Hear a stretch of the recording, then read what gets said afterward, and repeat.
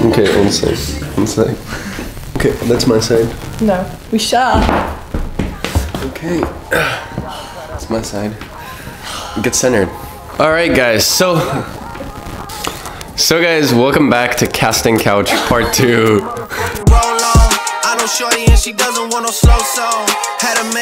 Alright guys, so in all seriousness, welcome back to another video. Today I have my beautiful girlfriend joining me to discuss LinkedIn. So Natasha's been building out her marketing agency for a few months now, and she had a heavy focus on cold calling to begin with, and then shifted over into LinkedIn. So you guys love her on the channel, and I don't know a damn thing about LinkedIn, so I thought I'd bring her on here to discuss. Now, for all of you six-figure SMA students, she's going to give you the nitty-gritty, the exact tools she's using, the exact follow-ups, the time between the follow-ups. So go ahead, log back into Six-Figure SMA, and modules should be in there relatively soon.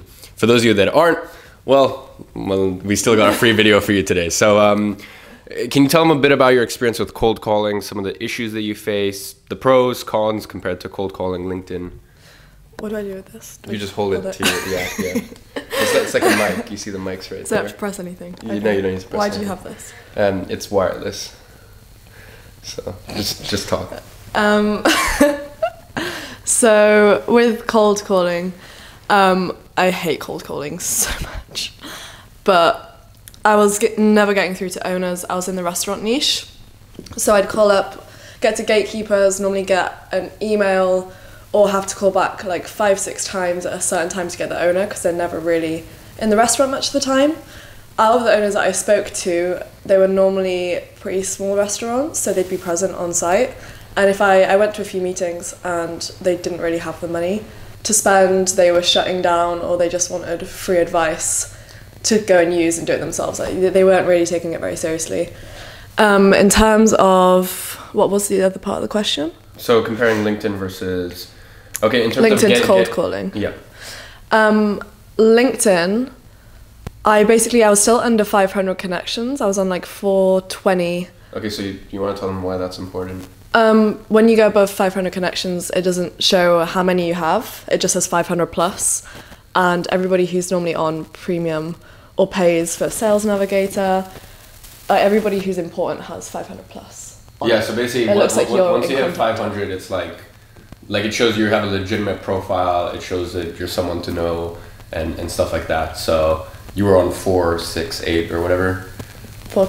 Should I say 420? Is that the wrong number to say? 421. Ironically. Yeah, now I'm on like 600, I think. But I got the free trial of Sales Navigator. It's like free for a month, and then afterwards I think you have to pay like 60. Tool? Yeah. Okay, so. Yeah, so it helps you either search for leads or accounts to follow within a certain niche, so you can put in your sales preferences. But for me, I could basically choose the type of profile that I wanted to see, target if they were premium or not, and then reach out to them directly. And you can kind of filter it by if they're an owner, what level of seniority, is that a word? Yeah. What level of seniority they are, so if they're an owner, a director, a VP, etc.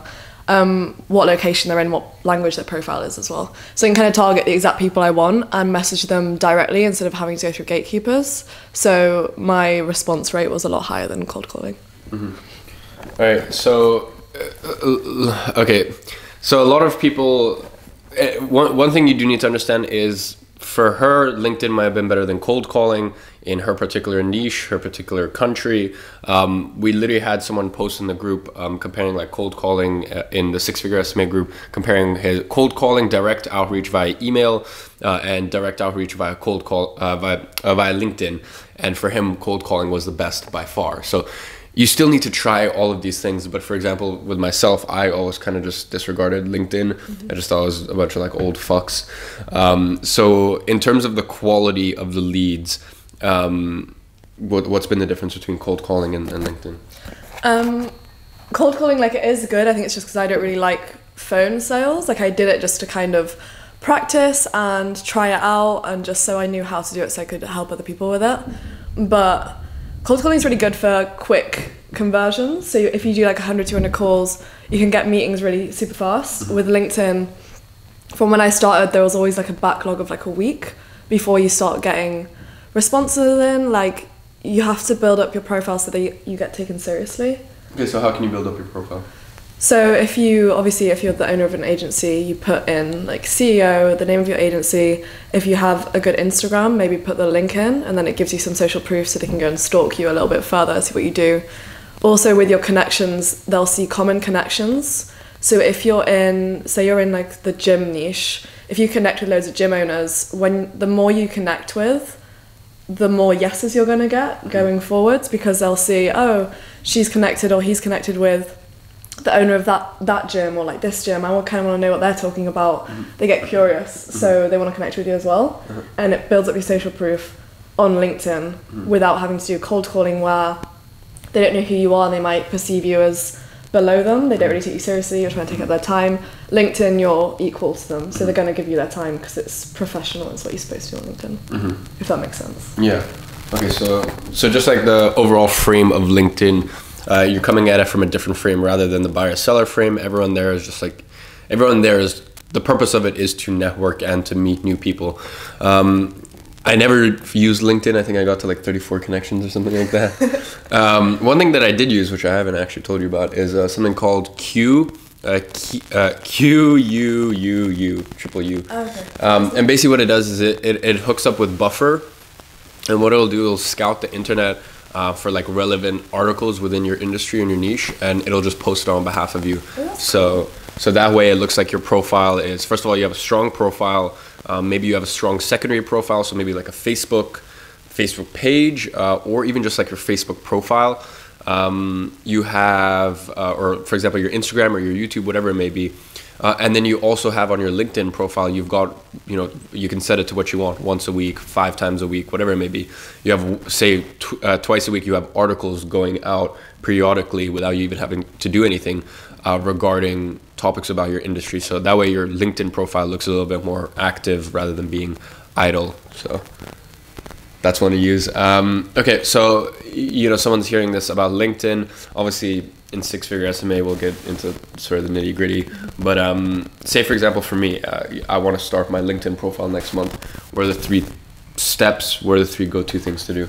Okay, so number 1, building out your profile, similar to a CV. So you want to kind of say who you are, what you do, build a little bit of trust, maybe give a little bit of value. What Iman said before about using Q triple U thing.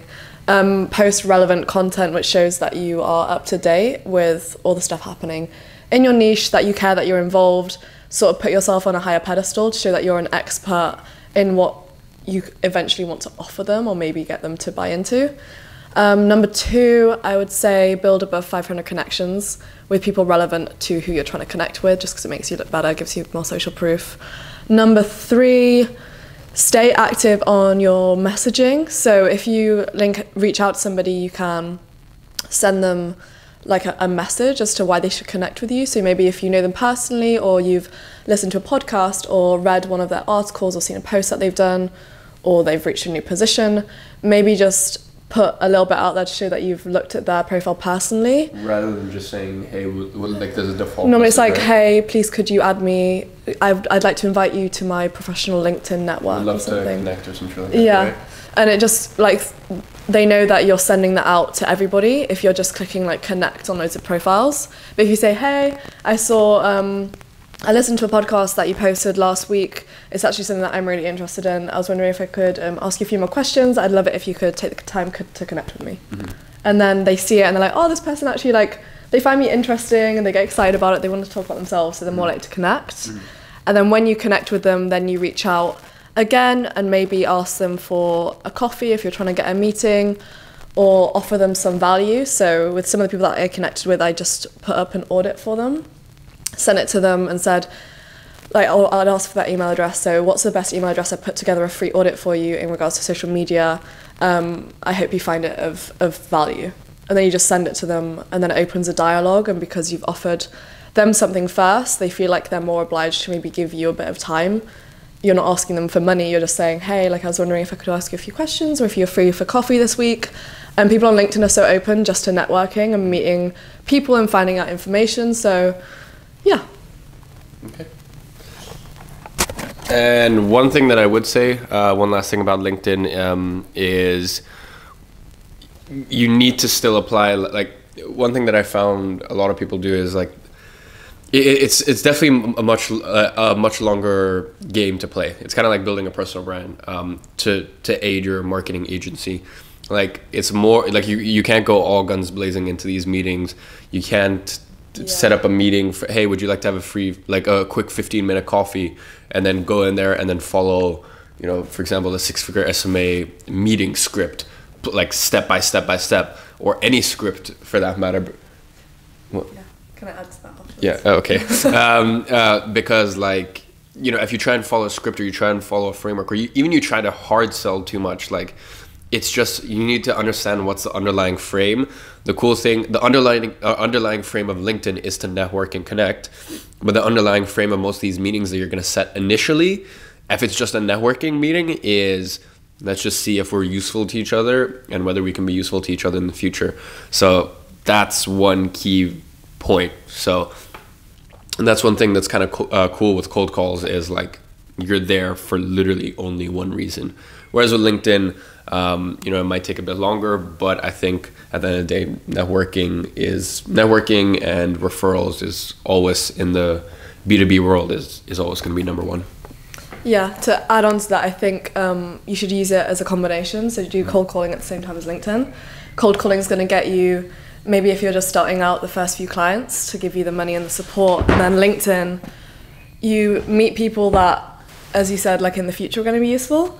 So the people that I've gone into meetings with, if I went through the SMMA script with them, they'd be like, whoa, like, you said coffee and now you're trying to make me pay you like £1,000 a month or whatever. Like, this is, I feel like I've been tricked into it when I just wanted to have a conversation. I did use, like, in the meetings that I've been to, I use a bit of the script, but in a softer way.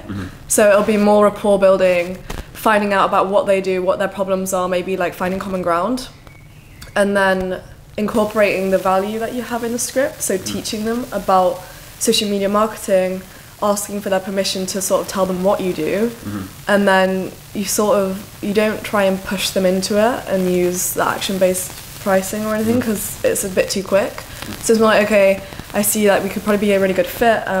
From the information that you've given me, I'm going to go home and draw up like a proposal.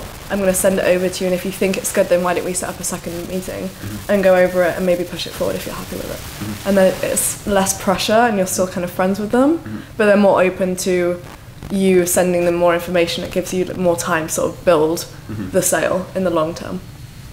All right. Well, guys, that's about it. Natasha, thanks for coming on, bud. No worries. All right, for those of you 6-figure SMA students, as I said, go ahead, log into the portal. Why are we doing this?